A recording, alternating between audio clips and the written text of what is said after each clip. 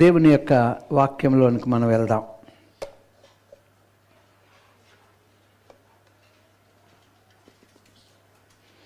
So ప్రియమైనటువంటి వాళ్ళరా, ప్రతి చోట కనబడుతుంది. మనం ఏంటంటే నా ప్రాణమా యెహోవాను సన్నతించి మన ఆఖరిని మనం ముగిస్తాం. చాలా చోట్ల ప్రభువు ప్రార్థన ఎలాగ మొదలు పెడతారండి? ప్రభువు ప్రార్థన ఏమ్మా అంత ముద్దుగా చెప్తున్నారా మీరు? పరలోకమందున్న మా తండ్రి అని అది మొదలు పెడతారు చాలా చోట్ల. ఆఖరిని ప్రతి ఒక్కరు అది జ్ఞాపకం చేసుకుంటారు. ఓకే, ప్రపంచం అంతట్లో ప్రాముఖ్యమైనటువంటిది ఏంటంటే ప్రభువు నేర్పిన ప్రార్థన. అది ప్రతి చోట, ప్రతి సంఘంలో ఎక్కువగా మెయిన్ లైన్ చర్చెస్లో లూథరన్ కానీ బాప్టిస్టులు కానీ వాళ్ళు దాన్ని ఇచ్చేస్తారు. ఇంకా మిగతా గ్రూపుల్లో నా ప్రాణమా అని ఇచ్చేస్తారు. కొంతమంది ఏది చేయరు. మొత్తం మీద ఏదైనా ప్రభు ప్రార్థన తర్వాత ఎక్కువగా వాడేది ఏంటి? స్క్రిప్చర్, ప్రభు వచనాలు. ప్రభు ప్రార్థన తర్వాత దేన్ని ఎక్కువగా వాడుతారు క్రైస్తవ లోకం? ఏమ్మా?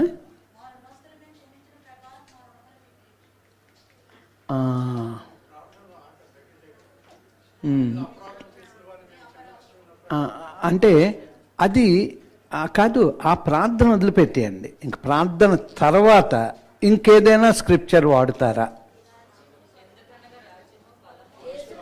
ఒరే అది కాదురా అమ్మ, అది స్క్రిప్చరా?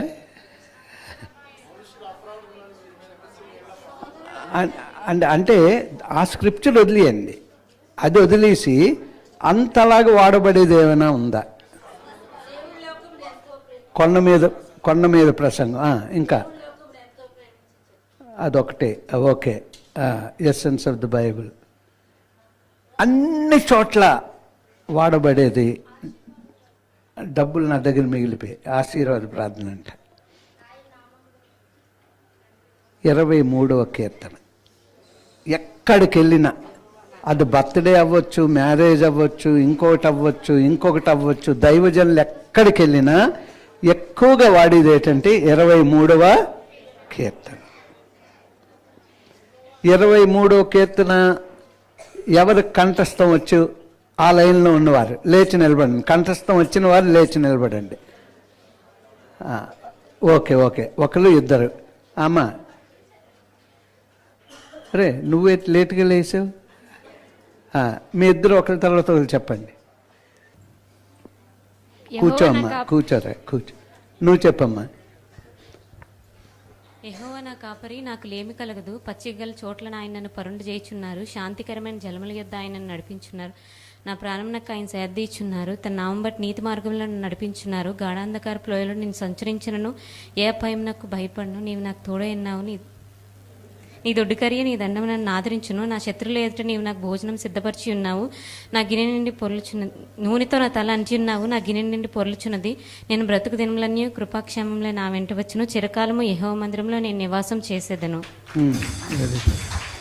అమ్మా మీరు చెప్పండి.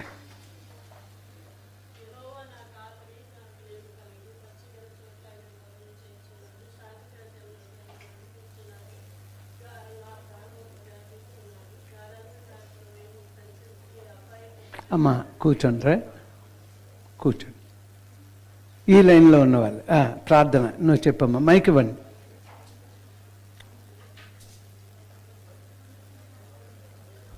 యెహోవా నా కాపరి, నాకు లేమి కలగదు. పచ్చిగల చోట్ల ఆయన నన్ను పరుండ చేయుచున్నాడు. శాంతికరమైన జలముల యొద్ద ఆయన నన్ను నడిపించుచున్నాడు. నా ప్రాణమునకు ఆయన సేద తీర్చున్నాడు. తన నామమును బట్టి నీతి మార్గంలో నడిపించుచున్నాడు. గాఢాంధకారపు లోయలో నేను సంచరించననే అపాయంకు భయపడను. నీవు నాకు తోడై ఉన్నావు. నీ దుడ్డకరయు నీ దండం నన్ను ఆదరించును. నా శత్రువుల ఎదుట భోజనం సిద్ధపరిచి ఉన్నావు. నూనెతో నా తల అంటి ఉన్నావు. నా గిన్నె నిండి పొర్లుచున్నది. నేను బ్రతుకు దినములన్నీ కృపాక్షేమం నా ఇంట వచ్చును. చిరకాలం నేను యెహోవా మందిరంలో నివాసం చేసేదను. కూర్చున్నమ్మా. మీ ఈ లైన్లో ఎవరైనా ఉన్నారా? ఓకే, వీళ్ళిద్దరు ఉన్నారంట. ఒకరి తర్వాత ఒకరు. కీర్తనలు 23వ అధ్యాయం 1-6 వచనాలు. యెహోవా నా కాపరి, నాకు లేమి కలగదు. పచ్చిక గల చోట్ల ఆయన నన్ను పరుండజేయుచున్నాడు. శాంతికరమైన జన్మల యొద్ద ఆయన నన్ను నడిపించుచున్నాడు. నా ప్రాణమునకు ఆయన సేదరించుచున్నాడు. తన నామం బట్టి నీతి మార్గంలో నన్ను నడిపించుచున్నాడు. గాఢంధకారపు లోయలో నేను సంచరించుచున్నాను. ఏ అపాయమునకును భయపడను. నీ దుడ్డికార్యం నీ దండం నన్ను ఆదరించును. నా శత్రువులతో నీవు నాకు భోజనం సిద్ధపరిచితివి. నూనెతో నా తల అంటి ఉన్నావు. నా గిన్నె నిండి పొర్లుచున్నది. నేను బ్రతుకు దినములన్నీ కృపాక్షేమంలో నా వెంట వచ్చును. చిరకాలము యెహోవా మందిరంలో నివాసం చేసేదాను. కీర్తనలు 23. యెహోవా నా కాపరి, నాకు లేమి కలగదు. పచ్చిక గల చోట్లను ఆయన నన్ను పరుండజేయుచున్నాడు. శాంతికరమైన జలముల యొద్ద నన్ను నడిపించున్నాడు. నా ప్రాణమునకు ఆయన సేదీర్చున్నాడు.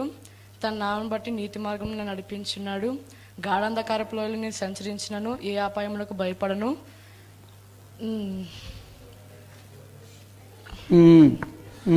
కూర్చోవచ్చు. సేబ నించోమ్మా. ప్రార్థన తర్వాత నువ్వు నించు. ఇంకెవరు నన్ను కరెక్ట్గా చెప్పారు? ఓకే, ముగ్గురు వచ్చి మీరు కరెక్ట్ చేసుకోండి.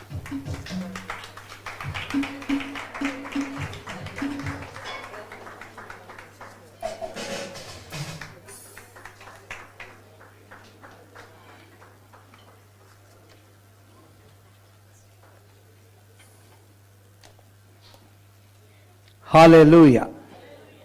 ఏమండి వీళ్ళు అన్నీ వచ్చు కదా, మీకు ఎందుకు చెప్పలేకపోయారు?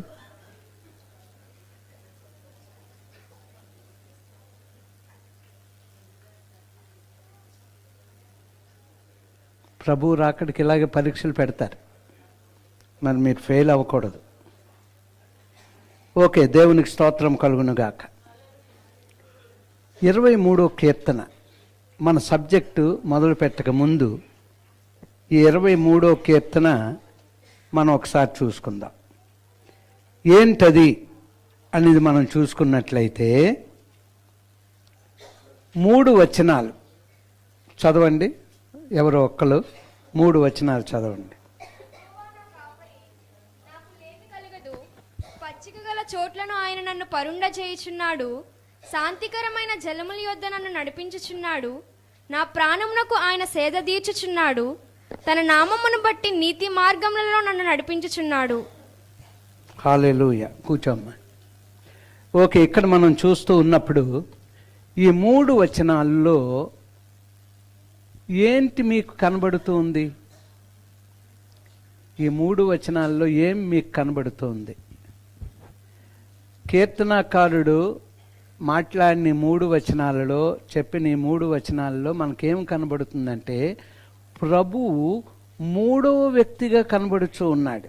యెహోవా నా కాపరి, నాకి లేమి కలుగదు అన్నటువంటి ఈ 3 వచనాలు ఎలా కనబడుతున్నాడంటే 3వ వ్యక్తిగా కనబడుతూ ఉన్నాడు. ఎలా కనబడుతూ ఉన్నాడు అంటే ఇదేంటి 3వ వ్యక్తిగా అని మీరు అనుకుంటారు, తర్వాత మీకు అది అర్థం అవుద్ది.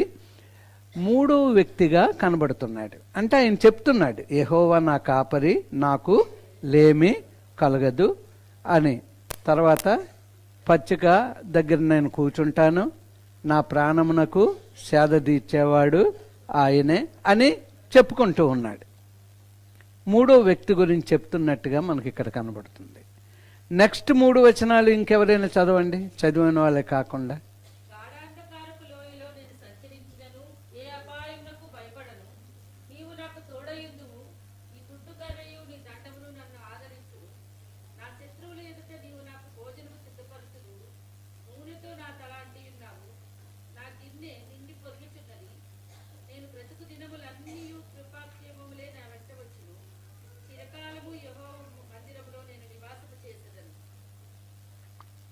ఈ 3 వచనాలలో కాదు, మీరు మైక్ లేకుండా మైక్ లాగా ఎలా వినబడుతుందిరా?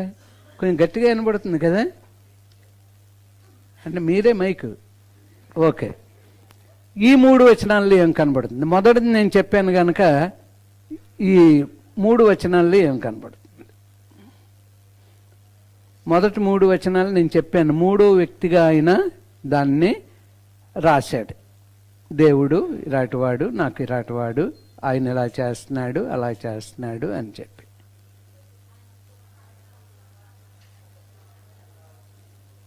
ఇక్కడ రెండో వ్యక్తిగా కనబడుతున్నాడు.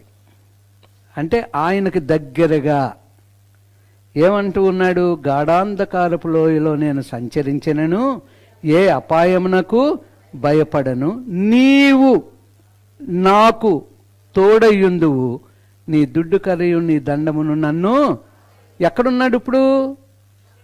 గాఢాంధకారపు లోయలో ఉన్నాడు. సడన్గా మారిపోయింది పరిస్థితి. మొదటి పరిస్థితి అంతా గొప్పగా ఉంది. రెండవ పరిస్థితికి వచ్చినప్పటికీ పరిస్థితి మారిపోయింది. ఎక్కడికి వెళ్ళిపోయాడంట? గాఢాంధకారపు లోయలోనికి వెళ్ళిపోయాడంట. అక్కడ ప్రభు విడిచిపెట్టలేదంట. ప్రభు ఏమైపోయాడు? సమీపం, దగ్గర అయిపోయాడు. మనం ఏమనుకుంటామంటే సమస్యలు వచ్చినప్పుడు దూరం అయిపోయాడు దేవుడు అనుకుంటాం. మన తండ్రి, మన తల్లి మనం పడిపోయినప్పుడు, మనకు దెబ్బ తగిలినప్పుడు, మన అనారోగ్యంగా ఉన్నప్పుడు వాళ్ళు ఎటువంటి పరిస్థితుల్లో ఉన్నా వారి పిల్లల దగ్గరికి వచ్చి వారి బాధను మర్చిపోయి పిల్లల బాధ కొరకు ఆలోచిస్తారు. అలాగే మన పరలోకపు తండ్రి, తల్లి కంటే మన తండ్రి కంటే మించినటువంటి ప్రేమ గలవాడు. ఇప్పుడు ఈ యొక్క కాపరి అంటే ఈ యొక్క రాజు అయినటువంటి దావీదు ఇప్పుడంట గాఢాంధకారపు లోయలో రెండో వ్యక్తిగా ప్రభువును చూస్తూ ఉన్నాడు. గాఢాంధకారపు లోయే కానీ ఆయన దండము గురించి, ఆయన దుడ్డు కర్ర గురించి. దుడ్డు కర్ర అంటే ఏంటి? వేయడమే దరువు. అంటే లయన్ వచ్చినా, అంటే సింహం వచ్చినా, ఎలుగుబంటి వచ్చినా. మరి స్టాఫ్ అంటే ఏంటి? దండము. అంటే గొర్రె తప్పిపోతుంది అనుకోండి, గొర్రె అటు ఇటు వెళ్ళిపోతుంది అనుకోండి, ఆ కర్రతో ఆయన ఇలాగా లాగుతాడు. సో అలాగా ఆ రెండు విషయాలని ప్రభుతో అంటున్నా, నీవే నా దుడ్డు కర్ర, నీవే నా దండం, నువ్వే అంటూ ఉన్నాడు. అయితే ఇక్కడ రెండో వ్యక్తిగా ఇంగ్లీష్లో ఉంది. 4వ వచనం చదవరా ఇంగ్లీష్లో ఎవరైనా?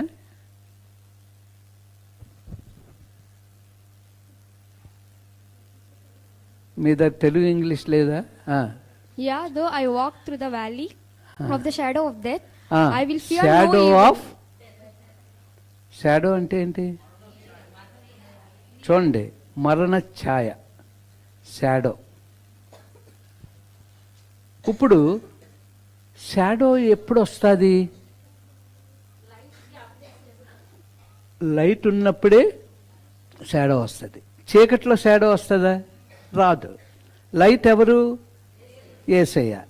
అందుచేత ఛాయ కనబడుతూ ఉన్నా అక్కడ ఏముంది? వెలుగుంది. మన పరిస్థితుల్లో ఎన్నో రకాల ఛాయలు, మన అంటే పరిస్థితులన్నీ మారిపోతాయి. 3 వచనాల తర్వాత 4వ వచనం వచ్చినప్పటికి మారిపోయింది. అయితే మనం ఏమనుకుంటాం? మనకు సమస్యలు వచ్చినప్పుడు, ఆర్థిక ఇబ్బందులు వచ్చినప్పుడు, వ్యాపారాలు బాగోలేనప్పుడు మనం ఏమనుకుంటామంటే ఏదో తప్పు జరిగిందో, లేకపోతే నేను దూరం అయిపోయానో, ప్రభు దూరం అయిపోయారో అని. కానీ కాదంట. ఆ టైంలో ప్రభు దగ్గరగా ఉన్నాడు. ఛాయనే కనబడుతుంది కానీ వెలుగు లేకుండా ఛాయ ఉండదు కనుక వెలుగైన దేవుడు మనతో ఉన్నాడు. ఈ రహస్యాన్ని మనం తెలుసుకోవాలి. 23వ కీర్తనలో అన్ని చోట్ల మనం చదువుతాం, బోధిస్తాం, అన్నీ చేస్తాం. కానీ 3వ వ్యక్తిగా మాట్లాడుతున్నటువంటి దేవుని గురించి ఎప్పుడైతే ఇబ్బందులు గుండా వెళ్తూ ఉన్నాడో అక్కడ ఆ దేవుడు ఈయనకు రెండో వ్యక్తి. అంటే ఎంత విశ్వాసం దావీదుది. అందుకే గొర్రెల కాపరి రాజు అవ్వడానికి కారణం. అంచేత మనకున్న ఏ సమస్యలు అయినప్పటికీ సడన్గా రాజుగారికి వచ్చినటువంటి ఆ పరిస్థితులు ఆయనకు తెలుసు, వెలుగుంది, నేను ఒక సమయంలో మళ్ళా తిరిగి ఆ వ్యాలీలో నుంచి వెలుగులోనికి బయటికి రాబోతూ ఉన్నాను అన్నటువంటిది తెలుసు. అందుకే ఇక్కడ మనం చూస్తూ ఉన్నప్పుడంట, గాఢాంధకార లోయలో నేను సంచరించను, ఏ అపాయమునకు భయపడను, నీవు నాకు తోడయ్యుందువు, నీ దుడ్డు కర్రయు నీ దండమును నన్ను ఆదరించును. నా శత్రువుల ఎదుట నీవు నాకు భోజనము సిద్ధపరచుదవు, నూనెతో నా తల అంటి ఉన్నావు, నా గిన్నె నిండి ఇక్కడ ఆరాధన కనబడుతూ ఉంది. ఇతను ఆరాధన చేస్తూ ఉన్నాడు. నీవు నన్ను అభిషేకించావు, నా గిన్నె నిండి పొర్లుతూ ఉన్నది. ఎంత చక్కగా చెప్తూ గొప్ప ఆరాధన చేస్తూ ఉన్నాడు. తనకున్నటువంటి మరణ ఛాయలో కూడా ఏదో పాట ఉంది, మరణ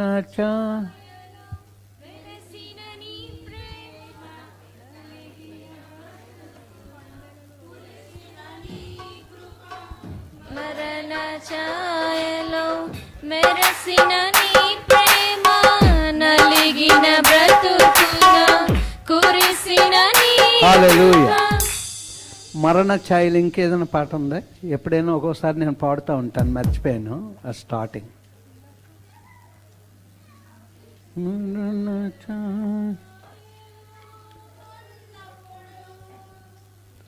నన్ను నేను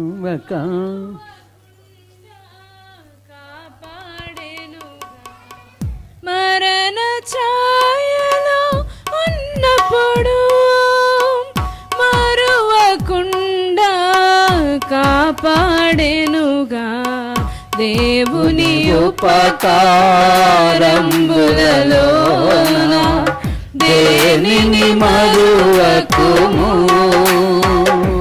ఆయన చేసిన మేలులన్నీయు, ఆయన చేసిన మేలులన్నీయు అనుదినమును తలపోయుము,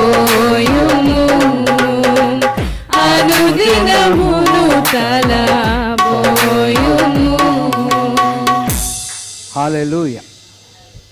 అంటే మరణ ఛాయలో మనం ఉన్నప్పటికీ ఆయన చేసిన మేలు, అంటే దావీదు మహారాజు విశ్వాసములో స్థిరత్వం కలిగి ఉన్నాడు. ఏం కలిగి ఉన్నాడమ్మా దావీదు రాజు? మనం ఎంత విశ్వాసములో స్థిరత్వం లేకపోవడం వల్ల మనం దూరం అయిపోతున్నామేమో, ప్రభువు మనల్ని వదిలిపెట్టేసాడేమో, మన వ్యాపార సంగతి ఏంటి, మన పరిస్థితి సంగతి ఏంటి, మన పనులేంటి, పనులు లేవు ఎలాగా, మన ఉద్యోగం ఎలాగా, అవి ఉన్న ఉద్యోగాలు తీసేస్తే ఎలాగా, ఈ ఉద్యోగం వదిలిపెట్టి ఇంకొంచెం ఎక్కువ డబ్బుల కొరకు మళ్ళా ఉద్యోగానికి వెళ్తే అది లేదు ఇది లేకపోతే ఎలాగా, ఇవన్నీ కాదు. దావీదు మహారాజు ఈ కీర్తన వెనకాతల అతనిలో ఉన్న గొప్ప విశ్వాసమే కాకుండా విశ్వాసాన్ని కాపాడుకునే స్థిరత్వం ఆయన దగ్గర ఉంది. అంచేత ఈరోజు ఆ చిన్న రహస్యాన్ని మనం నేర్చుకోవాలి. మరణ ఛాయలో అంటే ఆ షాడో ఆఫ్ డెత్ అని మనం చూస్తూ ఉన్నప్పుడు నీడ మనకు కనబడుతుంది. వెలుతురు ఉంది గనక నీడ కనబడుతుంది. ఆ వెలుతురు ఎవరు? దగ్గర అయిపోతూ ఉన్నాడు. సమస్యల్లో ఉంటే దగ్గర అయిపోతూ ఉన్నాడు ఆయన. నీకు బాధలు వచ్చినప్పుడు ఇంకా నువ్వు స్తుతించు, కష్టాలు వచ్చినప్పుడు ఇంకా నువ్వు స్తుతించు. ఎల్లవేళలు ఆయనను స్తుతించేవారిగా మనం ఉండాలి. దావీదులో విశ్వాసంలో ఏముందమ్మా? విశ్వాసంలో ఏముంది? మన విశ్వాసంలో ఏముంది? ఈరోజు మనం సబ్జెక్ట్లోకి వెళ్దాం. నాన్న పెట్టండి సబ్జెక్ట్ హెడ్డింగ్.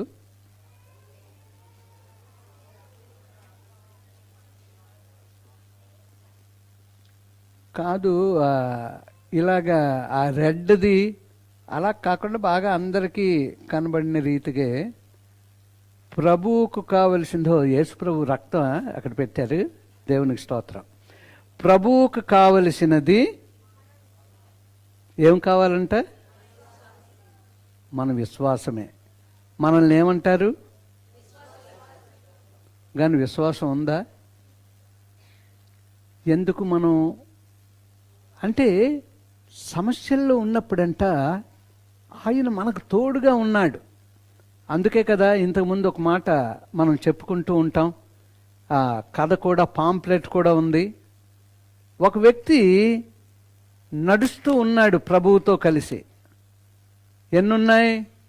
4 పాదాలు కనబడుతూ ఉన్నాయి. సముద్రం ఒడ్డుని ఇసుకలో నడుస్తూ ఉన్నారు. ఎవరెవరు? ప్రభువు నడుస్తున్నాడు. ప్రభువు అంటే ఆ వ్యక్తితో నడుస్తున్నాడు. ప్రభు పాదాలు 2, ఆయన పాదాలు 2, 4 ఉన్నాయి. ఇప్పుడు ఎలాగైతే గాఢాంధకారపు లోయ వచ్చిందో సడన్గా మన జీవితంలోనికి, ఆ కళ్ళలో ఏం చూస్తున్నాడంటే 2 కనబడుతున్నాయి. నా ప్రభు నన్ను విడిచిపెట్టేశాడు అనుకున్నాడంట. ఏడుస్తూ ఉన్నాడంట. ఏడుస్తున్న ప్రభువుని తాకుతూ ఉంటాడు, పిలుస్తూ ఉంటాడు, ఏడుస్తూ ఉంటాడు, ఎందుకు ప్రభువా నన్ను విడిచిపెట్టావు అని. అప్పుడు ప్రభువు వారు ఏమన్నారు చెప్పండి? ఆ 2 పాదాలు నీవి కాదు, ఆ 2 పాదాలు నావి. ఇప్పుడు నువ్వు దెబ్బ తగిలింది నీకు, నేను నీకు కట్టాలి, నువ్వు నడవలేకపోతూ ఉన్నావు. నేను తండ్రిని గనక ఇప్పుడు నువ్వు ఎక్కడున్నావు? నా భుజాల మీద ఉన్నావు. గాయము చేసేవాడు, గాయము కట్టేవాడు. బాధలలో బోధ మనకు బోధ బాగా అర్థమవుతూ ఉంటుంది. బాధలు రావడమే. అంటే దావీదుకు కూడా అన్ని రకాల బాధలు. అభిషేకం పొందిన తర్వాత 13 సంవత్సరాలు కొండల్లో, లోయల్లో. ఇప్పుడు ఆ కొండలు, లోయలు ఇజ్రాయెల్ దేశానికి వెళ్తే కొండలు, లోయలు మనకు అక్కడ కనబడు. ఆ ప్రాంతాన్ని సస్యశ్యామలంగా చేశారు. మంచి పూల తోటలు వేశారు, చక్కని పార్కులాగా తయారు చేశారు. అది ఆ వ్యాలీ ఇప్పుడు అప్పుడున్న వ్యాలీ లాగా లేదు. అవన్నీ కూడా మనం రిమెంబర్ చేసుకోవడానికి, జ్ఞాపకం ఉంచుకోవడానికి ఆ ప్లేస్లన్నీ తయారు చేసి ఉంచారు. అప్పుడున్నటువంటి పరిస్థితులు దాక్కుంటా వెళ్ళారు. ఆ యొక్క గాఢాంధకారపు లోయల్లో దాగుకొని వెళ్ళారు. సో ప్రియమైనటువంటి వాళ్ళరా, ఇక్కడ మనం చూస్తున్నది ఈరోజు ప్రభువుకు కావలసింది మన విశ్వాసం. ప్రభువు రాకడ దినాల్లో ఉన్నాం. ఆయన రాకడికి మనం ఎత్తబడాలి అంటే నా విశ్వాసం ఎలాగుంది అనేది ఆలోచన చేసుకుందాం.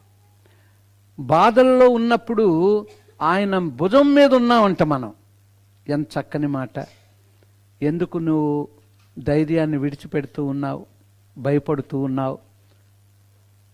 పిలిచినటువంటి వాడు నమ్మకస్తుడు. నువ్వు దూరం అయిపోతూ ఉన్నా ఆయన నిన్ను పిలుస్తూనే ఉన్నాడు. నువ్వు ప్రభువుకు దూరం అయిపోతున్నా, పడిపోతూ ఉన్నా, బలహీనుడు అయిపోతూ ఉన్నా, ఆయన ఇంకా నిన్ను దగ్గరకు పిలుచుకొని వస్తున్నాడు. ఆ యొక్క తప్పిపోయిన కుమారుడు తిరిగి వస్తూ ఉన్నప్పుడు ఎవరు పరిగెత్తారు? తండ్రే పరిగెత్తాడు. ఎంత గొప్ప విషయం. దినకర్ణ గారి మినిస్ట్రీలో అంత గొప్ప జీసస్ కాల్స్ మినిస్ట్రీలో మొట్టమొదటి పాట రమ్మనుచున్నాడు. ఆయన రాసిన పాట, అన్ని భాషల్లో వచ్చింది. రమ్మనుచున్నాడు. ఎవరిని? మనల్ని. ఎవరు? మరి ఆలస్యం ఎందుకు చేస్తున్నారు? రమ్మనుచున్నాడు నిన్ను ప్రభు యేసు, వాంఛాతన కారాము చాపి రమ్మనుచున్నాడు.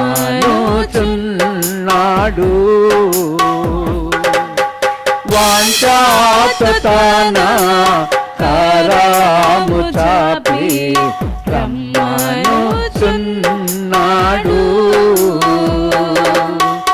ఎటువంటి శ్రమలందును నీకిచ్చునని, ఎటువంటి శ్రమలందును ఆదరణ నీకిచ్చునని, గ్రహు చాపి రమ్మనుచున్నాడు. వాంఛాతన కరము చాపి మనుచున్నాడు. మత్తయి సువార్త 9వ అధ్యాయం 28వ వచనం.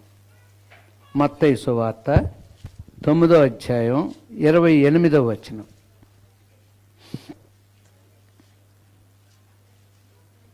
ఆయన ఇంటి ప్రవేశించిన తరువాత ఆ గ్రుడ్డివారు ఆయన ఎద్దకు వచ్చిరి. యేసు, నేను ఇది చేయగలనని మీరు నమ్ముచున్నారా అని వారిని అడగగా, అంతేనమ్మా, చాలురా. దానికి ముందు ఏం జరిగింది చెప్పాలి, చూడకుండా. దానికి ముందు ఏమి జరిగింది అన్నాను. ఆల్రెడీ గుడ్డివారి గురించి ఇక్కడ చెప్పాం. యాయీర్ కేకలేసుకుంటూ వస్తున్నారు. ఏమని కేకలేస్తున్నారు? దావీదు కుమారుడా, కనికరించు, దయ చూపెట్టు, సహాయం చెయ్యు అని కేకలు వేస్తూ వెళ్తూ ఉన్నారు. ప్రభు మౌనముగా వెళ్ళిపోయి ఒక ఇంట్లోకి వెళ్ళిపోయాడు. అక్కడికి వాళ్ళిద్దరూ వచ్చారు. మధ్యలోనే ప్రభు ఆగిపోలేదు. వారి విశ్వాసం ఎంతవరకు ఉంది, వారి నమ్మకం ఎంతవరకు ఉంది. కరుణించు కరుణించు అని మనం వెళ్తా ఉంటే మాట్లాడడం లేదనుకోండి, ప్రభు ఏంటి ఇంత కేకలేస్తున్నా పలకడం లేదు, నువ్వు వెళ్ళి నేను వెళ్తానని చెప్పి వెనక్కి తిరిగి వెళ్ళిపోతాం. కానీ ఆ గురుడివారు అలాగే వెళ్ళారా? వెళ్ళలేదు. కరుణించమంటూ ఉన్నారు, దయ చూపమంటున్నారు, సహాయం చేయమంటున్నాడు, దావీదు కుమారా అని కేకలేస్తూ ఉన్నారు. కానీ ప్రభువును వెంబడించడం మానలేదు. ఆ ఇంట్లోకి వెళ్ళిన తర్వాత ఇద్దరు వచ్చారు. వచ్చినప్పుడు ప్రభు అడుగుచున్నటువంటి ప్రశ్న ఏంటి అనేది మనం చూస్తే, యేసు, నేను ఇది చేయగలనని మీరు నమ్ముచున్నారా అని ప్రశ్న వేశాడు. నేను ఇది చేయగలనని మీరు నమ్ముచున్నారా? అప్పుడేమంటే అయిందేమో, ఇప్పుడు చదవండి. వారు జవాబు చెప్పారు. వారు ఏమన్నారంటే, నమ్ముచున్నాము ప్రభువా. మీరు నమ్ముచున్నారా అని ప్రభు అడిగాడు. వీళ్ళు జవాబు స్ట్రైట్, నమ్ముచున్నాము ప్రభువా. ఇంకేమి మధ్యలో అంటే విశ్వాసం అనేది మధ్యలో గాని అలా పెట్టకూడదు. ఎంత నమ్మకం ఉండాలంటే మనలో దేవుడి కార్యాలు. ఇక్కడ దావీదు కీర్తన ఇందాక 23లో చూసినప్పుడు మూడో వ్యక్తి గురించి మాట్లాడుతూ సడన్గా గాఢాంధకారపు లోయలోనికి వెళ్ళిపోయాడు. వెళ్ళిపోయిన తర్వాత, ఇదేంటి ప్రభువా ఈ బ్రతుకు, ఇప్పటి వరకు బాగున్నావు కదా అని అనలేదు. అప్పుడేమంటున్నాడంటే, నువ్వు ఇంకా నాకు దగ్గరగా కనబడుతూ ఉన్నావు, నా శత్రువుల ఎదుట భోజనం నాకు ఇవ్వబోతున్నావు, నన్ను అభిషేకించబోతూ ఉన్నావు, నా గిన్నె నిండి పొర్లబోతూ ఉంది, కృపాక్షేమములే నా వెంట వచ్చును. ఆ గొప్ప పాజిటివ్నెస్ ఎప్పుడన్నాడు? తన గాఢాంధకారపు లోయలోనికి వెళ్ళిన తర్వాత మళ్ళా వెలుగు రాబోతుంది, అందులోంచి బయటకు రాబోతూ ఉన్నాను, గొప్ప అభిషేకం చేత దేవుడు నన్ను నింపబోతూ ఉన్నాడు, నా గిన్నె నిండి పొర్లబోతూ ఉంది, మరి నాకు కృపాక్షేమములే నా వెంట వస్తాయి. గొప్ప ఇది. అలాగే వీరు కేకలు వేయచ్చు ఓపికతో ఉన్నారు. వెళ్ళిపోయాడులే, ఇంట్లో కనుకోలేదు. అక్కడికి వారు వెళ్ళారు. ప్రభువు చూశాడు. దయగలవాడు, కరుణ గలవాడు, ప్రేమ గలవాడు. అయ్యో, కేకలు వేసి నేను మాట్లాడలేదని వెళ్ళిపోలేదే. వీరు వచ్చారు. అప్పుడు ప్రభు, నేను ఇది చేయగలనని నమ్ముచున్నారా? నమ్ముచున్నాము ప్రభువా అన్నారు. ఎప్పుడైతే అన్నారో అప్పుడేం జరిగింది? అక్కడేం చదవండి, అక్కడేముందో. అప్పుడు ఆయన వారి కన్నులు ముట్టి, మీ నమ్మిక చొప్పున మీకు కలుగును గాక అని చెప్పినంతలో వారి కన్నులు తెరవబడి. అంతే, చాలు, అక్కడ యాక్షన్ అయిపోయింది. నమ్ముచున్నారా అనగానే నమ్ముచున్నాము ప్రభువా అన్నారు. అనగానే కన్నులను ముట్టాడు, కన్నులు తెరవబడ్డాయి. ఇమ్మీడియట్గా కార్యం జరిగిపోయింది. అందుకే దేవుడు, ప్రభువుకి కావలసినది మన విశ్వాసం. సమస్యలు వచ్చినప్పుడు మన ప్రార్థన తగ్గుతుంది. ఇంతేలే, ఓకే విల్ సీ అంటాం. కాదు, అప్పుడు మీకు దగ్గరగా ఉన్నాడు ప్రభు. నేను ఎన్నోసార్లు చెప్తున్నాను కదా, మనకు బాధలు కలిగినప్పుడంట మనం ఆయన వైపు చూస్తామంట. చూడగానే ఆయనకి ఎంత ఆనందం అంటే, అన్నీ బాగున్నప్పుడు ఆయన వైపు చూడమంట, దేవానికి స్తోత్రం, మంచి ఇల్లు ఇచ్చావు, కారు ఇచ్చావు, వ్యాపారం ఇచ్చావు, ఏది కొదువు లేకుండా ఇచ్చావు, అన్నీ ఏది కావాలంటే అదే ఇచ్చావు అన్నప్పుడు ఆయన వైపు చూడమంట. ఎప్పుడు చూస్తామంట? ఒక మొట్టికాయ పడితే అప్పుడు ఆయన వైపు చూస్తామంట. అలాగా మనతో ఆయన మంచిగా సహవాసం చేయడానికి చిన్న బాధలు ఇస్తాడు. బాధలు ఇచ్చినప్పుడు మనం అనుకోవాలంట, సాతానా నాకు బాధ వచ్చింది అంటే నా దేవునికి దగ్గర అయిపోతున్నాను. ఏమనాలండి సాతానుతో? నాకు బాధ వచ్చింది, ఆర్థిక ఇబ్బందులు వచ్చాయి, వ్యాపారంలో లాస్ వచ్చింది, లేకపోతే ఉద్యోగ అన్వేషణలో నాకేమీ దొరకడం లేదు, ఈ యొక్క అనారోగ్యం ఎక్కువైపోతుంది కానీ తగ్గడం లేదు, అయ్యో తినడానికే తినలేదంటే ఎక్కడ అప్పు చేసి నేను మళ్ళీ డాక్టర్లకి ఫీజు ఇవ్వగలను, ఇలాంటివన్నీ మన మనసులోనికి వస్తూ ఉంటాయి.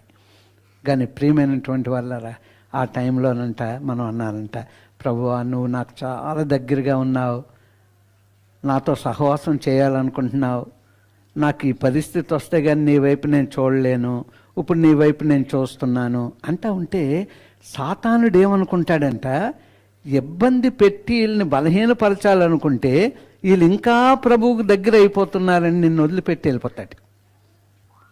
కానీ అది మన యొక్క విశ్వాసాన్ని బట్టి, విశ్వాసమే మనకి విజయం. లోకాన్ని జయించడం మన విశ్వాసమే. పత్రికల్లో ఉంటుంది, యోహాను పత్రికల్లో, లోకాన్ని జయించడం మన విశ్వాసమే. అందుచేత మనకంట బాధలు వచ్చినప్పుడు దేవుడు కోరిన విశ్వాసంలో మనం స్థిరంగా ఉన్నామా లేదా? దావీదు విశ్వాసంలో స్థిరముగా ఉన్నాడు గనక అన్ని పరిస్థితుల గుండా వెళ్తూ ఉన్నప్పటికీ దేవుడు ఇచ్చిన సింహాసనం మీద కూర్చున్న వరకు ఇప్పటి వరకు ఆయన పరిపాలన కొనసాగుతూనే ఉంది. అందుచేత దేవుడు ఈరోజు మన విశ్వాసాన్ని స్థిరమైన విశ్వాసంగా ఉన్నదా లేదా అని అడుగుతూ ఉన్నాడు. సో ప్రియమైనటువంటి వాళ్ళరా, ఇప్పుడు వీరికి ఒక అవసరత ఉంది, కన్నులు తెరవబడాలి. వారికి కావలసింది దృష్టి కావాలి. కన్నులు తెరవబడాలి, దృష్టి కావాలి అంటే వారికి విశ్వాసం కావాలి. మీ జీవితాల్లో కొన్ని కార్యాలు జరగాలి అంటే, మన జీవితాల్లో కొన్ని కార్యం జరగాలి అంటే ఏం కావాలి? విశ్వాసులమే. అంటే మనం విశ్వాసులమే, కానీ ఒక చోట ఏమంటున్నాడు? విశ్వాసులలో విశ్వాసము కనుగొందునా ప్రశ్న వేస్తూ ఉన్నాడు. సో ప్రియమైనటువంటి వాళ్ళరా, మనం అద్భుతం కావాలి అని మనం అనుకుంటున్నాం అనుకోండి.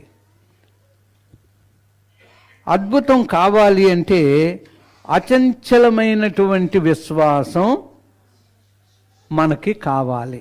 అంటే చంచలత్వం లేనిది, అటు ఇటు ఊగేదిగా ఉండకూడదు మన విశ్వాసం, మన నమ్మకం. దేవుడు చేయగలడు అని నమ్మాలి.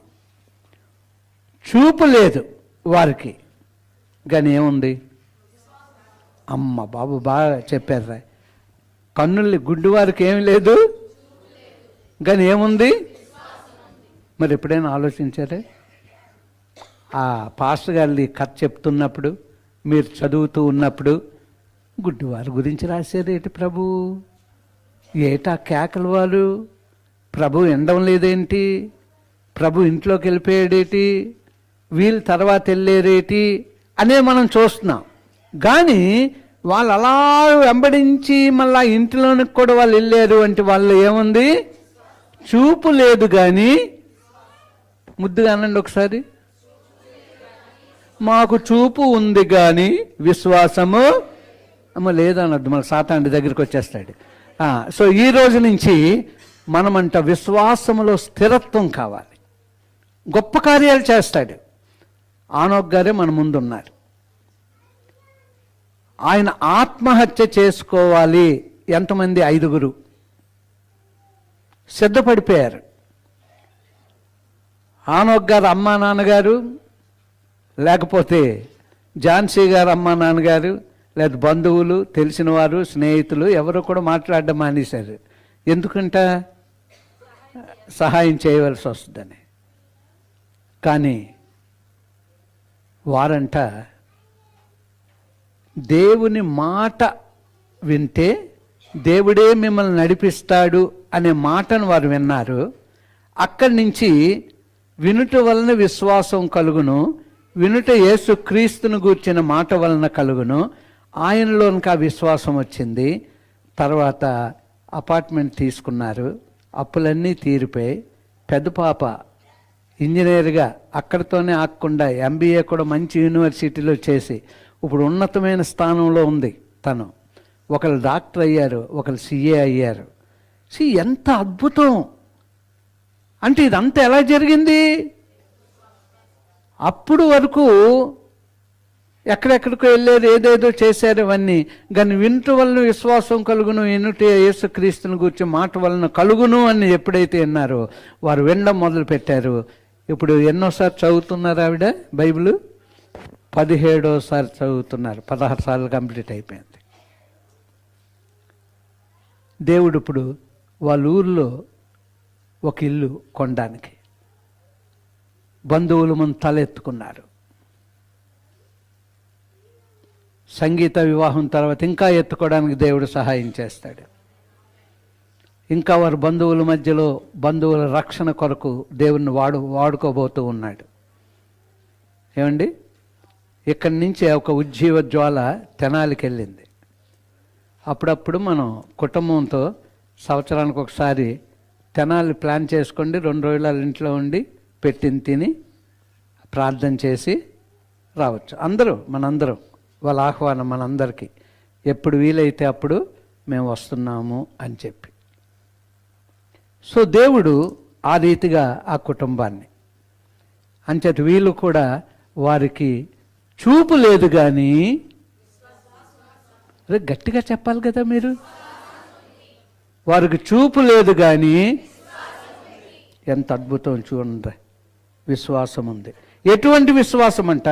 దృఢమైన విశ్వాసం. దృఢమైన విశ్వాసం, అది ఇక్కడ మనం చూస్తున్నాం. వారు ఆయనను మెస్సియగా గుర్తించారు, రక్షకుడిగా గుర్తించారు, అద్భుతాలు ఆశ్చర్యకార్యములు చేసే దేవుడుగా వారు గుర్తించారు. అందుకే కేకలు వేస్తూ ఉన్నారు. ఇంకొక వ్యక్తి కూడా కేకలు వేస్తూ ఉంటే చాలామంది వచ్చి నోరు మూసుకో, ప్రభు పని మీద వెళ్తున్నాడు అన్నారు. అప్పుడు ఆ కేకలకి ఏమైపోయింది? ప్రభు ఆగిపోయాడు. ఎక్కువగా కేకలు వేసినప్పటికి ప్రభు ఆగిపోయాడు. ఎవరు ఎన్ని చెప్పినా కేకలు మాత్రం ఆఫ్ చేయలేదు. అప్పుడు వాడిని నా దగ్గరికి తీసుకున్నాడు. గొప్ప విడుదల. అంటే వాళ్ళ విశ్వాసం, దావీదు కుమారుడా యేసు మమ్మల్ని కరుణించు. అద్భుతం కదా! ఆయన మెస్సియా అని గుర్తించారు, ఆయన రక్షకుడు అని గుర్తించారు. ఆయనే అద్భుత ఆశ్చర్య కార్యాలు నా పట్ల, నా కుటుంబం పట్ల, మా సంఘం పట్ల చేయగలడు అని గుర్తించారు. కేకలు ఆపు చేయలేదు. వారికి చూపు లేదు కానీ విశ్వాసం ఉంది. ఈ కుంటివాడు నడవలేడు కానీ విశ్వాసం ఉంది.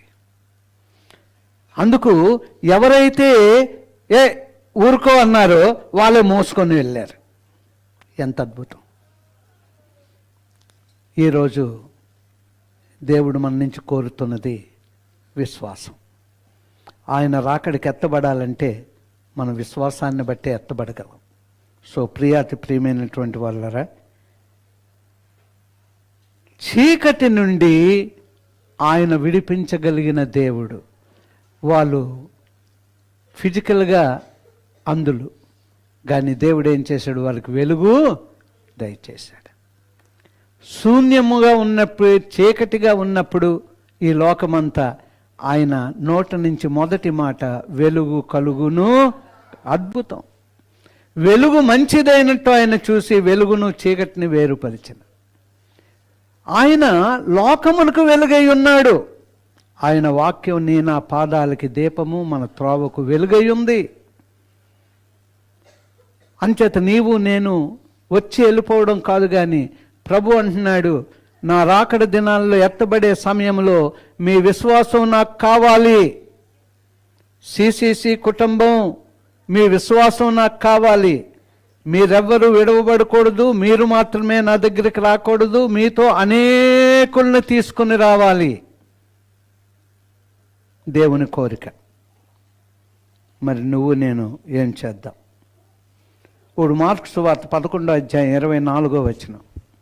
అందుచేత ప్రార్థన చేయనప్పుడు మీరు అడుగుచున్న వాటి నెలను పొంది ఉన్నామని నమ్ముడి, అప్పుడు అవి మీకు కలుగునని మీతో చెప్పుచున్నాను. చాలా సింపుల్గా చెప్పేశాడు ఆయన.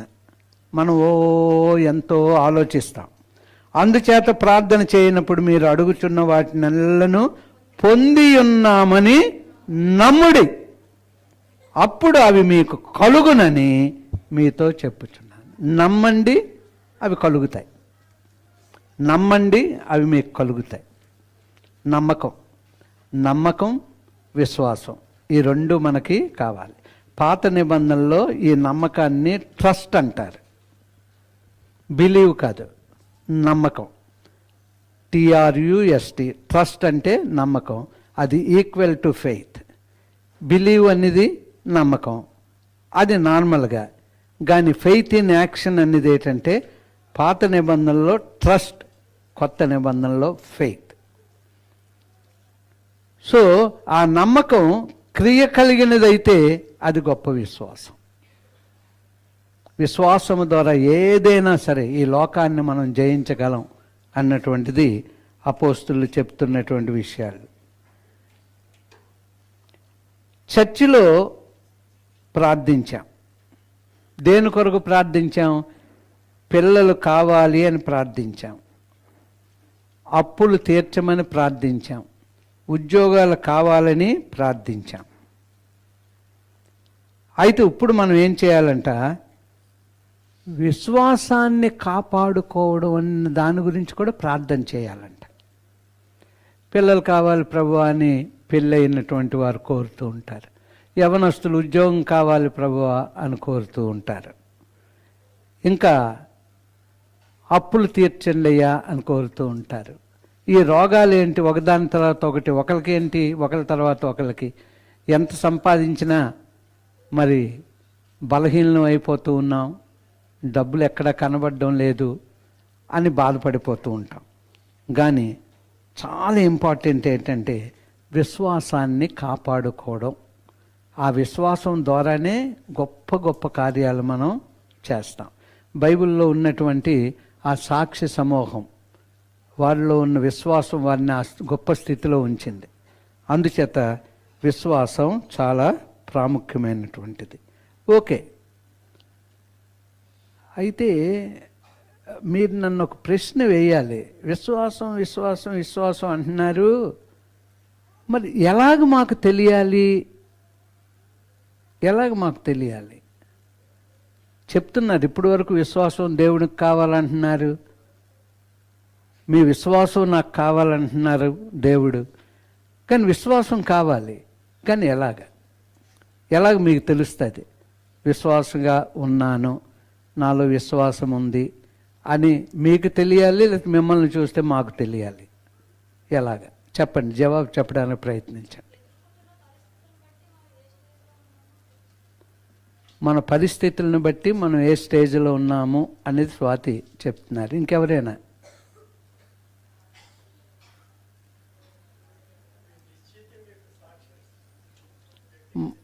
వ్యక్తిగత నిశ్చయత, ఓకే. కానీ మీ విశ్వాసంలో మీరు ఉన్నారా లేదని నాకు ఎలా తెలుస్తుంది? ఇలా నేను విశ్వాసంలో ఉన్నానా లేదనేది మీకు ఎలా తెలుస్తుంది?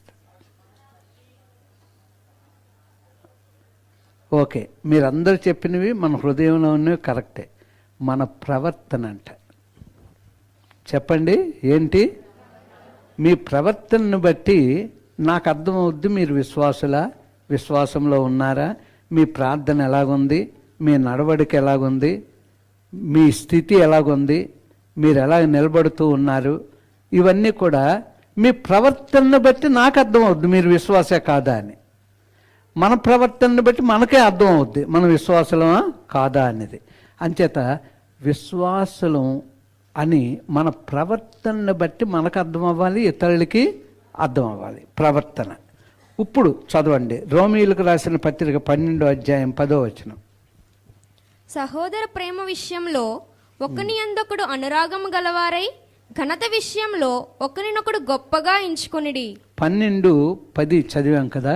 మీరు ఈరోజు ఇంటికి వెళ్ళిన తర్వాత ఈ వారంలో 12వ అధ్యాయం 9 నుంచి 21 వచనాలు చదువుకోండి ఒకసారి. ఇంటికి వెళ్ళిన తర్వాత ఈ 12వ అధ్యాయంలో 9వ వచనం నుంచి 21వ వచనం వరకు చదువుకోండి. విశ్వాసం యొక్క ప్రవర్తనను తెలియజేస్తుంది ఆ 9 నుంచి 21వ వచనం. 9 నుంచి 21 వచనాలు ఇంటికి వెళ్ళి, ఇక్కడ కొన్ని వచనాలు నేను నార్మల్గా చెప్తాను, ఎక్స్ప్లెయిన్ చేస్తాను. మీరు 9 నుంచి 21 వచనాలు తెలియజేస్తా అక్కడ ఉంటే విశ్వాసి యొక్క ప్రవర్తన ఆ యొక్క వచనాల్లో మనకి తెలియజేయబడుతుంది. అందుకే అన్నాను కదా, విశ్వాసి యొక్క ప్రవర్తన చాలా ఇంపార్టెంట్. ఓకే, ఆ ప్రవర్తనలో ఉన్న విషయాలు ఇప్పుడు మనం చూసుకుందాం. సహోదర ప్రేమ విషయంలో ఒకని యందొకడు అనురాగము గలవారై, ఘనత విషయంలో ఒకనినొకడు గొప్పగా ఎంచుకొనుడి. సహోదర ప్రేమ విషయంలో ఒకని యందు ఒకడు అనురాగము గలవారై. అనురాగము, ఎన్ని కోపతాపాలే మనం కలిగి ఉంటాము, కానీ ప్రభు శత్రువుని ప్రేమించమంటే మన తోటి సహోదరునే మనం ప్రేమించలేం. అనురాగం అనేది ఏంటంటే, అనురాగం అనేది ఎన్ని ఇబ్బందులు నేను పెడుతున్నా నా కుటుంబ సభ్యులు నన్ను ప్రేమిస్తూనే ఉన్నారు. కారణం ఏంటి? వారు నా పట్ల అనురాగము గలవారై ఉన్నారు. పిల్లల పట్ల తల్లిదండ్రులు అనురాగము గలవారై ఉన్నారు. పిల్లలు తప్పులు చేసినా వాళ్ళు ప్రేమిస్తూనే ఉంటారు. అంటే దానికి కారణం అనురాగము. అందుచేతే సహోదర ప్రేమ విషయంలో ఒకరి యందు ఒకడు అనురాగము గలవారై, ఘనత విషయంలో ఒకరినొకడు. మనం ఇతరుల్ని ఘనపరిచేవారిగా మనం ఉండాలంట. ఇప్పుడు మనం ఏం చేస్తున్నాం? అందరు పాస్టర్ల కంటే నేనే గొప్పవాడిని అని నేను అనుకున్నాను అనుకోండి, మైనస్, నా పని అయిపోయిందని లెక్కే. నా తోటి సేవకులందరూ నాకంటే గొప్పవారు అని నేను తలచాలి. అది బైబిల్ చెప్తుంది అంతే. వాళ్ళు ఒకవేళ నా గురించి ఏదైనా చెప్పొచ్చు, లేకపోతే నాతో ఇంకొక రీతిగా మాట్లాడచ్చు, లేకపోతే నేను చిన్నవాడిని అని చెప్పి నన్ను గౌరవించకపోవచ్చు. ఎన్ని చేసినా మనము వాళ్ళ పట్ల చూపే ప్రేమ అది చాలా ఇంపార్టెంట్. గొప్పగా ఎంచుకోవాలి ఒకరినొకరు. నాకంటే గొప్పవారే అని ఎంచుకోవాలి, నాకంటే పెద్దవారే అని ఎంచుకోవాలి. మన ఇంట్లో మన పెద్దవారిని ఎలా అయితే గౌరవిస్తామో మన తోటి వారిని కూడా గొప్పవారిగా ఎంచుకోవాలి. ప్రేమలో అనురాగము కలిగి ఉండాలి. ఈ రెండు. ఓకే, మీకు ఆల్రెడీ ఇచ్చాను గనక మనకి ఈ 9 నుంచి 13 వచనాల్లో 9 నుంచి 13 ఎన్ని వచనాలమ్మవి లెక్కపెట్టి చెప్పండి. ఈ 5 వచనాల్లో 11 విషయాలు కనబడుతూ ఉన్నాయి. అంటే 21 వరకు మీరు మామూలుగా చదువుకోండి. ఇక్కడ నేను 9 నుంచి 13 వచనాలు నేను చదువుతాను, మీరు లెక్క పెట్టండి. నేను చెప్పాను కదా, ఇక్కడ మీ ప్రవర్తన, విశ్వాసంలో మీ ప్రవర్తన కనబడుతూ ఉంటుంది. 9వ వచనం నుంచి నేను చదువుతాను, 13వ వచనం వరకు చదువుతాను. అందులో ఎన్ని విషయాలు ఉన్నాయో చూడండి. మీ ప్రేమ నిష్కపటమైనదై ఉండవలెను, చెడ్డదానిని అసహించుకొని మంచి దానిని హత్తుకొని యుండుడి. ఇది మన ప్రవర్తన. చూడండి చాలా జాగ్రత్తగా. ఇక్కడ నేను చదవడం వల్ల మీరు ఇంటికి వెళ్ళి ఇంకా జాగ్రత్తగా చదువుకుంటారు. సహోదర ప్రేమ విషయంలో ఒకని యందొకడు అనురాగము గలవారై, ఘనత విషయంలో ఒకరినొకడు గొప్పగా ఎంచుకొనండి. ఆసక్తి విషయంలో మాంద్యులు కాక, చాలామంది మందులు అంటారు. ఇక్కడ మాంద్యులు అంటే అర్థం ఏంటమ్మా టీచర్ గారు? మందబుద్ధి కలిగిన వారు. ఆసక్తి విషయంలో మాంద్యులు కాక ఆత్మయందు తీవ్రత గలవారై ప్రభువుని సేవించుడి. నిరీక్షణ గలవారై సంతోషించుచు, శ్రమయందు ఓర్పు గలవారై ప్రార్థనయందు పట్టుదల కలిగి ఉండుడి. పరిశుద్ధుల అవసరములలో పాలు పొందుచు శ్రద్ధగా ఆతిథ్యము ఇచ్చుచుండుడి. ఎన్నున్నాయమ్మా? చాలా ఉన్నాయి. ఎవరు చెప్తారు? ఎన్నున్నాయి? 10 12 11. నాకు 11 వచ్చాయి. 11 ఉన్నాయి. పిల్లలు బాగా, మొన్న జమీమా కూడా వాక్యం బాగా షేర్ చేసుకుందంట జేవిఆర్ గారు ఆ యొక్క ప్రేయర్ సెల్లో. సో మంచిది, అంటే మీ యవనస్తులందరూ కూడా మంచిగా స్పందిస్తున్నారు. God bless you. మగపిల్లలు కూడా అందరూ, వాళ్ళు కొంచెం అలా ఇలాగ ఉన్నా అందరూ మంచి వాళ్ళే, వాళ్ళు బాగా చెప్తూ ఉన్నారని విన్నాను. చాలా సంతోషం. చూడండి, ఇప్పుడు ఈ యొక్క 13 వచనాల్లో 11 విషయాలు మనకు కనబడుతాయి. ఇవన్నీ మన ప్రవర్తన అంట, విశ్వాసి యొక్క ప్రవర్తన. ఇన్ని నిజంగా మనం కలిగి ఉన్నామా? ఇవి ప్రభువు రాకడ దినాలలో సంఘం ఎత్తబడాలి అంటే, మనము మన కుటుంబం ఎత్తబడాలి అంటే, మనము ఆయన రాకడ కొరకు అనేకులకు సువార్తను అందించాలి అంటే ఈ ప్రవర్తన కావాలి. విశ్వాసిలో, విశ్వాసము గలవారిలో ఈ ప్రవర్తన కావాలి. ఈ ప్రవర్తన లేకపోతే మీలో విశ్వాసం, నాలో విశ్వాసం లేనట్టే. నేనైనా మీరైనా ఎవరైనప్పటికీ. చూడండి, నీ మాదిరి మాకు దయచేయము అంటే, ఈ మాదిరి మాకు దయచేయము అని చెప్పి 11 విషయాల గురించి అడగాలి. ఏంటంటే, మీకు మీరే బుద్ధిమంతులు అనుకోవద్దు.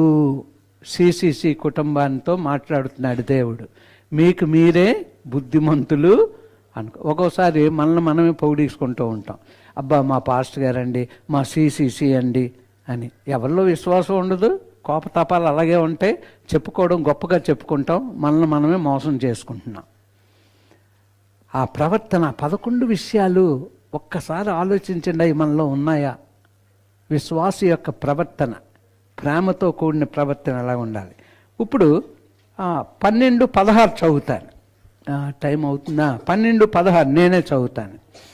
ఏడ్చువారితో ఏడువుడి, ఒకరితో ఒకడు మనస్సు కలిగి ఉండుడి, హెచ్చువాటి యందు మనస్సుంచక తగ్గువాటి యందు ఆసక్తులై ఉండండి, మీకు మీరే బుద్ధిమంతులని అనుకోవద్దు. చాలా చక్కగా చెప్తున్నాడు. అన్ని విషయాలు మాట్లాడుతూ మీకు మీరే బుద్ధిమంతులు అనుకోవద్దు. ఇంకా 14వ వచనానికి వద్దాం. మిమ్మును హింసించు వారిని దీవించుడు కానీ శపింపవద్దు. 13 వచనాల తర్వాత 14వ వచనం చదివాను, మళ్ళీ 16వ వచనం చదివాను. అందుకే 21వ వచనం వరకు కూడా మిమ్మల్ని చదువుకోమన్నాను. ఇంకా అలా కింద వరకు మీరు టిక్కులు పెట్టుకొని వెళ్ళొచ్చు. అందుకే యోహాను 15:18లో ఒక మాట అంటున్నాడు, లోకము మిమ్మను ద్వేషించిన ఎడల మీకంటే ముందుగా నన్ను ద్వేషించునని మీరు. లోకం మిమ్మల్ని ద్వేషించింది, బంధువులు మిమ్మల్ని ద్వేషించారు.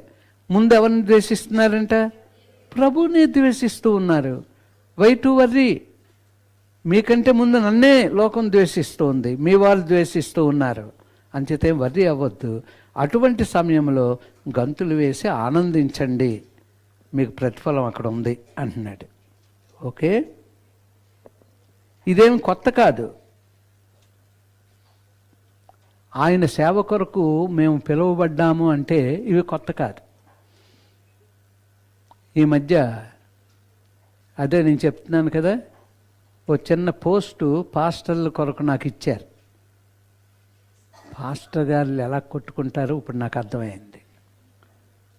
ఫోన్లో ఎలా కొట్టుకుంటారు అని మొన్నటి వరకు అర్థమైంది. ఇప్పుడు ఇంకొంచెం అర్థమైంది ఏంటంటే స్టేటస్ల్లో కొట్టుకుంటున్నారంట. నాకు మొన్నటి వరకు స్టేటస్ గురించి నేను చూడను. నేను పాస్టమ్మ గారిని అడిగాను, ఎలా నీకు తెలుస్తుందంటే స్టేటస్ అండి అంటుంది. నాకు కరెక్ట్ 2-3 నెలలు అయ్యిందేమో స్టేటస్ గురించి నాకు తెలియడం. నేను ఇప్పుడు కూడా స్టేటస్లు చూడను. తర్వాత వాళ్ళు చెప్పిన తర్వాత చూస్తే స్టేటస్లో కొట్టుకుంటున్నారు వాళ్ళు. అంటే ఈ కొట్టుకున్న వాళ్ళకి అది తెలుస్తుంది, మధ్య వాళ్ళకి తెలియదు. ఇది నా గురించే చెప్పాడు, ఇది నా గురించే, ఈ వాక్యం నా గురించే పెట్టబడింది. ఈ వాక్యం నిన్న అలాగా అనుకున్నాను. ఆ తగువుల గురించి ఈ మధ్య నెలకొకసారి మేము కలుసుకుంటున్నాం, తగువులు తీర్చడం గురించి. మిషనరీల్లో తగువులు ఉన్నాయి అనుకున్నాం, కానీ ఇక్కడ పాస్టర్ల దగ్గర కూడా తగువులు మొదలయ్యాయి. వాళ్ళకంటే మనం ఎక్కువ? మనం పైకి అలా కనబడుతున్నాం కానీ వదిలి పెడితే ఏం పట్టుకుంటాం చెప్పండి? అది బాగా చెప్తున్నారు. ఈ మాత్రం ఖచ్చితంగా చెప్తున్నారు. విశ్వాసం గురించి చెప్పడం లేదు. వదిలి పెడితే జుట్టు పట్టుకుంటాను తక్కువని చెప్పారు. విశ్వాసం గురించి అడిగినప్పుడు ఒక్కరు చెప్పడం లేదు. అంటే ఒకసారి మనల్ని మనమే ఆలోచన చేసుకోవాలి. లోక సంబంధంగా మనం ఎన్నైతే నేర్చుకొని జీవిస్తున్నామో విశ్వాసిగా మనం ఏమి నేర్చుకోవాలి. అందుకే మన ప్రవర్తన అంట. ఈ 9 నుంచి 21 వచనాలు కూడా మీరు అక్కడ టిక్ పెట్టుకోండి. అన్నీ ఇందాక మీరు చెప్పారు 11 ఉన్నాయని, ఇంకా ఆ కింద వరకు టిక్ పెట్టుకొని అవన్నీ ఆ ప్రవర్తన దేవుడు మన నుంచి కోరుచూ ఉన్నాడు. ప్రవర్తన ఓకే. ప్రభు తన శిష్యులతో అంటున్నాడు, ఎట్టి శ్రమ అయినా ఎదుర్కొనుటకు సేవకులకు మీ యొక్క సహకారం అందించాలి. అంటే అర్థం ఏంటంటే పాస్టర్ గారి మీద అలగడం కానీ, నా గురించే చెప్పారని బాధపడడం కానీ అలాంటివి చేయకుండా, సాధ్యమైనంత వరకు మిమ్మల్ని అన్నా పాస్టర్ గారు మీరు మీ సేవా పరిచర్య చర్చ కొరకు చేస్తూనే ఉండాలి. అలాంటి సమర్పణలోకి మనం వెళ్ళిపోదాం. అప్పుడు దుష్టుడు మన దగ్గరికి రాడు. తోటి విశ్వాసులు ఏమన్నా, మన మామయ్యలు వాళ్ళు వీళ్ళు ఏమన్నా, చూడండి దావీదు మహారాజు సొంత వారే ఆయన చాలా ఇబ్బందులు పాలు చేశారు. కానీ దావీదుని దేవుడు ఉన్నతమైన స్థితిలోనే ఉంచాడు.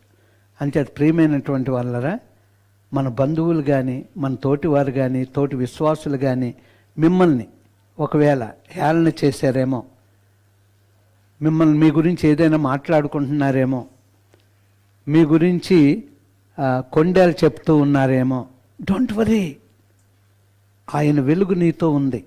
నువ్వు అటువంటి పరిస్థితుల్లో ఉన్నా, ప్రభువా నా శత్రువుల ముందు నా తల ఎత్తుతానన్నావు, నా శత్రువులు ఎదుట నాకు భోజనం సిద్ధపరుస్తానన్నావు, అంధకార వ్యాలీలోనే నువ్వు ఉండిపోవు, వెలుగులోనికి నువ్వు రాబోతూ ఉన్నావు అన్నమ్ము. ప్రభువు రాకడికి ఆ రీతిగా మనం సిద్ధపడాలి. ఏం వర్రీ అవ్వాలని పని లేదు. ఒకసారి మనం అనుకుంటాం, అయ్యో అన్నీ వీళ్ళకి బాగానే చేసామే, ఇన్ని కూడా వాళ్ళు అనుభవిస్తూ మళ్ళీ మమ్మల్ని అనుకుంటున్నారే అనుకుంటారు. డోంట్ వరీ, అయినా నువ్వు ప్రేమించు. ఒక దినం మొదటున్న స్థితి కంటే నీ తల ఇంకా మీదకెత్తాడు దేవుడు. నమ్మంతే, నమ్ము అంతే, నమ్ము. అది నా జీవితంలో జరుగుతోంది. అందుకే నేను నేర్చుకుంటూ ఉన్నాను. ఎవరెన్నన్నా అనుకుంటున్నారని ఒకరు నాకు చెప్పినా ఏది నా మైండ్లోకి రాదు. నా పని ఏంటంటే విశ్వాసిగా నా విశ్వాసములో నా ప్రవర్తన ఎలాగుంది అనేది నేను చూసుకుంటాను.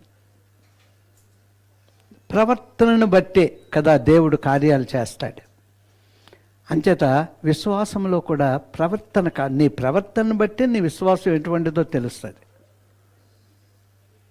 విశ్వాసం ఎలా తెలుస్తుంది అని ఇందాక నేను అడిగినప్పుడు మీరేం చెప్పలేదు. కానీ ఇప్పుడు మీరేం చెప్పగలుగుతారు? నా ప్రవర్తనను బట్టే మీకు నా విశ్వాసం గురించి తెలుస్తుంది. సో ప్రియమైనటువంటి వాళ్ళరా, ఇంకా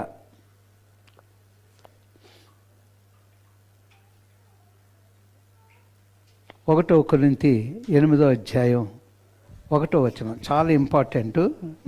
ముగిస్తున్నాం ఇంకా మనం. విగ్రహములకు బలిగా అర్పించిన వాటి విషయము మనమందరము జ్ఞానము గలవారమని ఎరుగుదుము. జ్ఞానము ఉప్పొంగజేయును గాని ప్రేమ క్షేమాభివృద్ధి కలుగచేయును.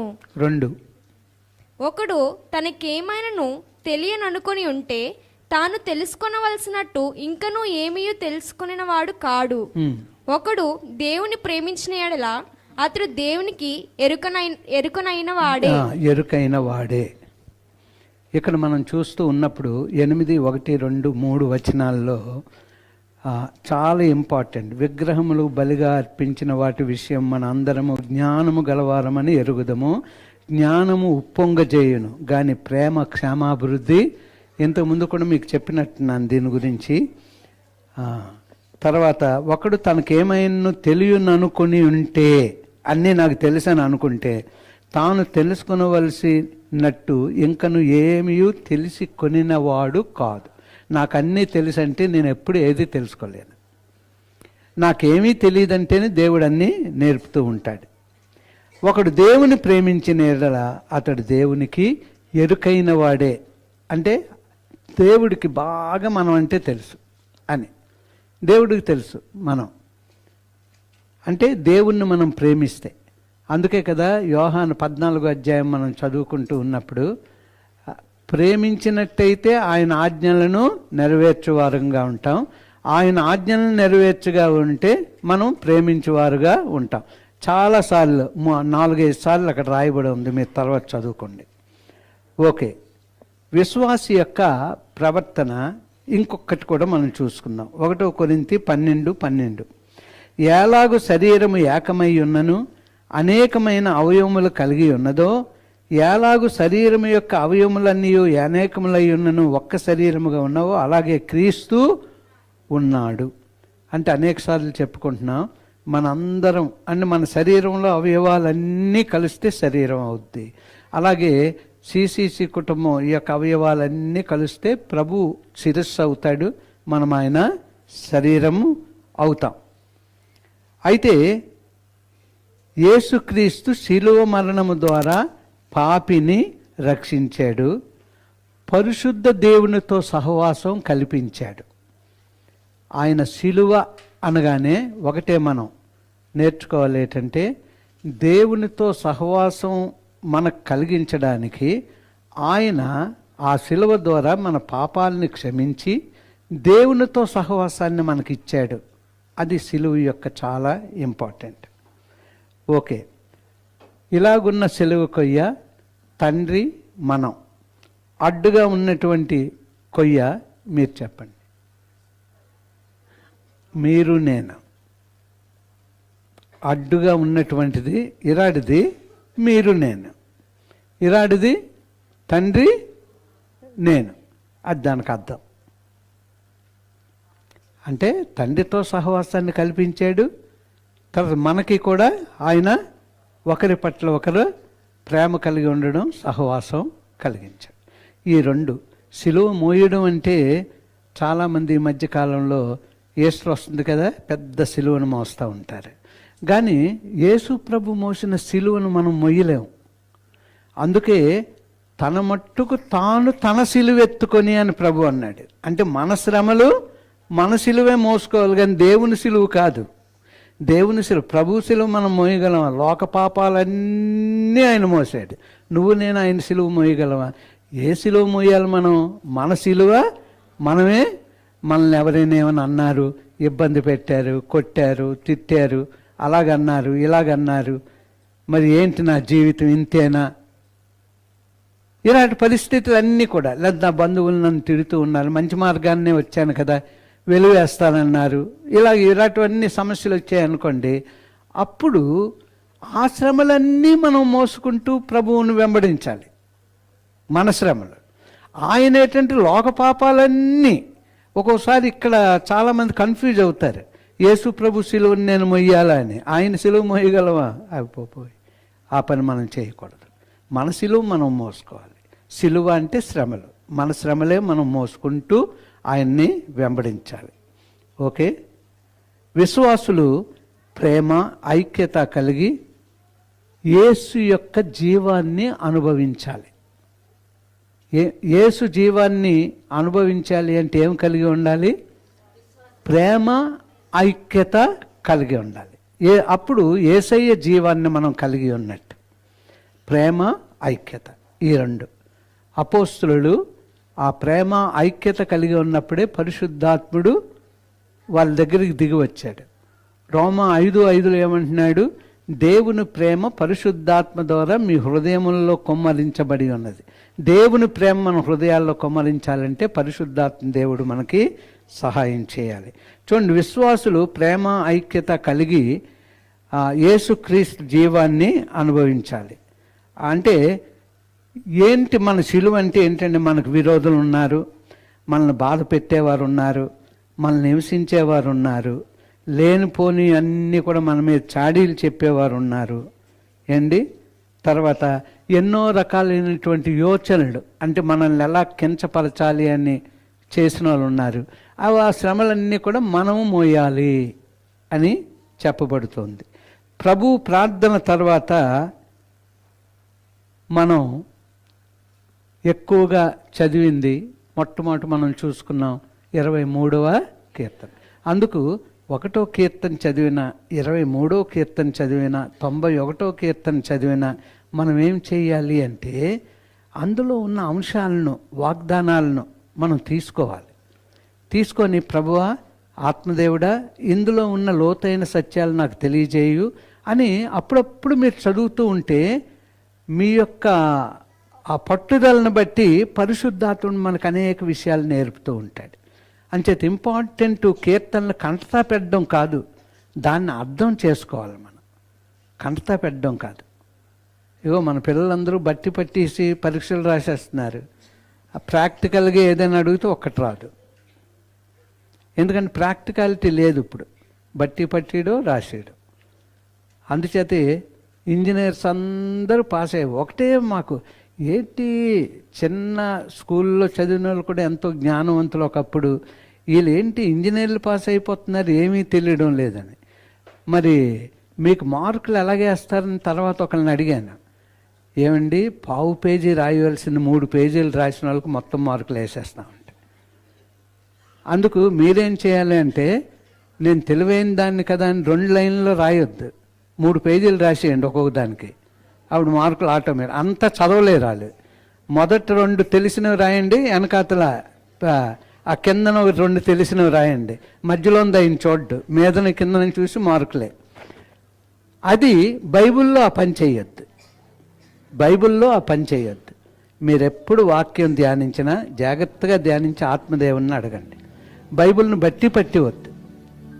ఒకసారి చదువుకొని వెళ్ళిపోండి, తర్వాత చదువుతున్నప్పుడు స్లోగా అన్నీ అర్థమవుతూ ఉంటాయి. అమ్మయ్య అనుకోండి, టైం అయింది, ఇక్కడికి ఆరాధకులు వచ్చేయండి. ఒక 5 నిమిషాల ఆరాధన, చివరి ఆరాధన.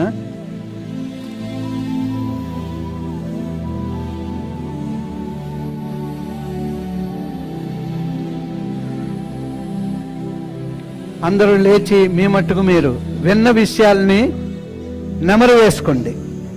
ఇప్పటి వరకు విన్న విషయాల్ని నెమరు వేసుకోండి. ఇప్పటి వరకు విన్న విషయాల్ని నెమరు వేసుకోండి. ఆరాధన జరుగుతూ ఉన్నప్పుడు మీరు కూడా ఆరాధనలో ఉంటూ ప్రార్థన చేసుకోండి. ప్రభువా, విన్న విషయాలను నేను అర్థం చేసుకొని విశ్వాసంలో స్థిరత కలిగి ఉండడానికి కృప దయచేయండి. విశ్వాసంలో నా ప్రవర్తనని నేను ఇప్పుడు చూసుకోవడానికి కృప దయచేయండి. నా ప్రవర్తనను బట్టే నా విశ్వాసం ఇతరులకు అర్థమవుద్ది, నాకు అర్థమవుద్ది.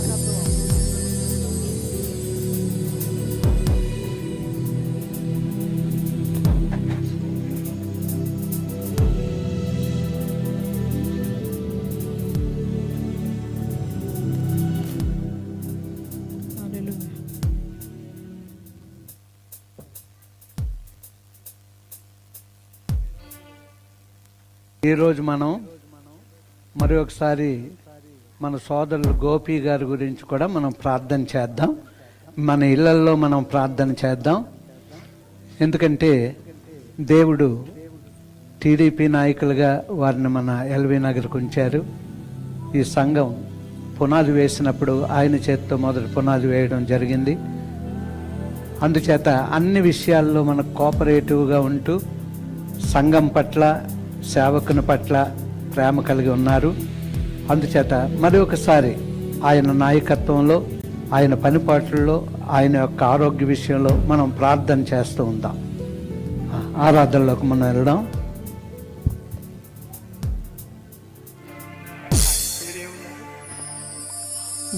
యేసయ్యా, నా యేసయ్యా, యేసయ్యా, నా యేసయ్యా, యేసయ్యా, యేసయ్యా, నా యేసయ్యా. సర్వశక్తితో నిన్ను స్తుతింతున్, సర్వశక్తుడా నా యేసయ్యా.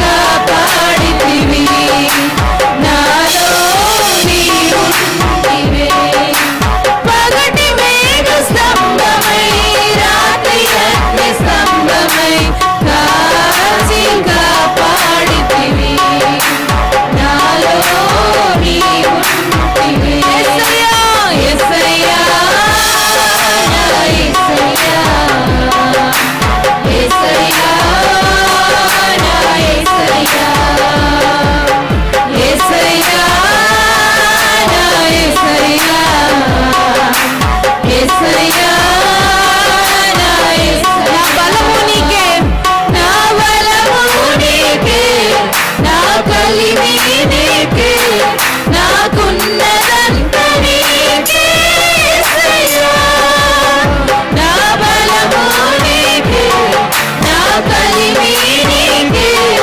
నాకున్నదంతా నీకే యేసయ్యా యేసయ్యా నా యేసయ్యా యేసయ్యా నా యేసయ్యా యేసయ్యా నా యేసయ్యా యేసయ్యా నా యేసయ్యా యేసయ్యా నా యేసయ్యా యేసయ్యా నా యేసయ్యా అలాగే చేతులు జోడించి శరములు వంచుదాం,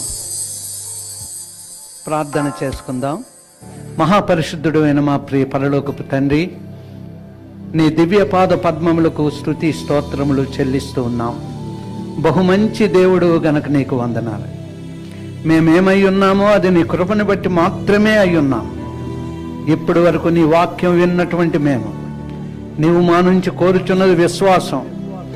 నా తండ్రి, మేము విశ్వాసములో జీవించాలి అంటే విశ్వాసమునకు తగిన, విశ్వాసాలకు తగిన ప్రవర్తన మేము నా తండ్రి కలిగి ఉండాలి అని ఇప్పటి వరకు మాకు తెలియజేశారు.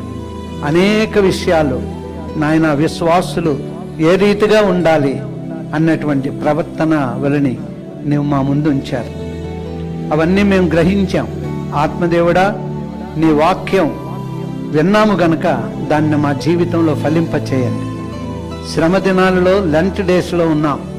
చాలామంది ఉపవసిస్తూ ఉన్నారు, ప్రార్థిస్తూ ఉన్నారు. ఒక పూట ఉపవాసం ఉండి ప్రార్థిస్తున్న ప్రియులు ఉన్నారు. నాయనా, ఈ యొక్క లెంట్ సీజన్లో ఇంకా మేము నీకు దగ్గరవుటకు నువ్వు మాకు సహాయం చేయండి. ఆత్మీయంగా దగ్గరవడానికి కృప దయచేయండి. నీతో సహవాసం ఎక్కువ పెంచుకోవడానికి నీ కృప మాకు అనుగ్రహించండి. నాయనా, ప్రతి ఒక్కరి అవసరత ఎరిగి ఉన్న దేవుడవు. నాయనా, వారి వారి అవసరతలను క్రీస్తు యేసు దివ్య మహిమలో తీర్చవలసిందిగా మనవి చేయుచూ ఉన్నాను. నా తండ్రి, మళ్ళా తిరిగి బయలుదేరి వెళ్ళుచుండగా వారితో నీ సన్నిధి ఉంచండి. ముఖ్యంగా నా తండ్రి, మా జోజుబాబు కొరకు ప్రార్థిస్తూ ఉన్నాం. వారికి ఇచ్చిన ఆరోగ్యాన్ని బట్టి వందనాలు. ఇంకా మంచి ఆరోగ్యం వారికి, వారి బిడ్డలకి నువ్వు అనుగ్రహించండి. అలాగే వారికి ఇచ్చిన బాధ్యత నెరవేర్చడానికి కాలనీలో నీ కృపా సన్నిధి తోడుగా ఉంచండి. ముఖ్యంగా మా సోదరులు గోపి గారి కొరకు ప్రార్థిస్తున్నాం. గతించిన దినాల్లో వారు బలహీనముగా ఉన్నప్పుడు నీవు నీ ఆరోగ్యం ప్రసాదించారు. వారిని, వారి కుటుంబాన్ని, బిడ్డల్ని నువ్వు జ్ఞాపకం చేసుకునండి. ఇదిగో నా తండ్రి, మా కాలనీకి ఇన్ఛార్జిగా నీవు ఉంచారు. అందును బట్టి నీకు స్తుతులు. అన్ని విషయాల్లో, నీ బిడ్డల విషయాల్లో, సంఘ విషయాలలో నా తండ్రి మాకు తోడుగా ఉండి ధైర్యపరిచినటువంటి విషయాన్ని బట్టి మేమందరము ఆత్మలో, మనసులో ఏకీభవిస్తూ నా తండ్రి వారికి ఇచ్చినటువంటి బాధ్యత, వారికి ఇచ్చిన ఆధిక్యత, వారికి ఇచ్చినటువంటి నాయకత్వమును నువ్వు దీవించి ఆశీర్వదించమని ప్రార్థిస్తూ ఉన్నాం. బయలుదేరి వెలుచుండగా మా అందరికీ నీ సన్నిధి తోడుగా ఉంచండి. రాబోయే వారంలో జరగబోయే నా తండ్రి కార్యమంతట్లో, సెల్ ప్రేయర్స్లో, లేడీస్ మీటింగ్లో, నా తండ్రి అన్నిటిలో కూడా నీ నడిపింపు అనుగ్రహించమని ప్రార్థిస్తున్నాం.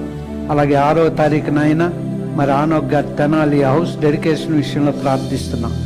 ట్రైన్ మీద వెళ్ళిన వారిని, అలాగే కారు మీద వెళ్ళిన వారిని జ్ఞాపకం చేసుకో. మంచి నా తండ్రి క్షేమాన్ని అనుగ్రహించండి. అది బహుగా ఘనముగా జరగడానికి కృప దయచేయండి. మహిమ, ఘనత, ప్రభావంలో పొందండి.